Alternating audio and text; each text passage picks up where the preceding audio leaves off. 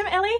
You want to get started with building? What's easy? Grab a Lego set and the instructions and off you go. But what if you want to go off instructions or off script?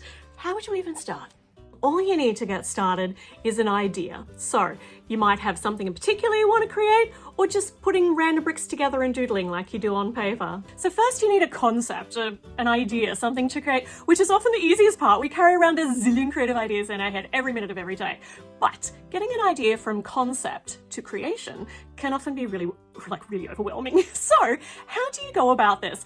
Well, my suggestion is pick one thing. Just pick a focal point in your wild creative concept and start there. So for instance, I love creating Lego bedrooms. They're my absolute favorite thing to build.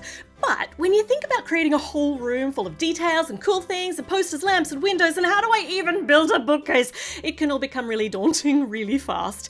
So before I get completely overwhelmed, I like to find a focal point, the bed. Everything else is just filler and detail. And don't think you have to start from ground zero with your build. Sure, you can build one from scratch, but there's plenty of inspiration out there already. Why not grab one from an existing set and mix it up a bit?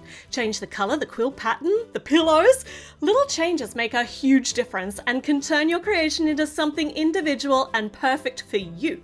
So start with one thing, and once you've got that, you're on your way. The first step is always the hardest. So most importantly, creating with Lego bricks doesn't have to be perfect. It doesn't have to match. It doesn't even have to make sense. All it has to do is make you happy. So get started, click 2 bricks together, and see where it takes you. Become a Lego Insiders Club member for more tips and tricks.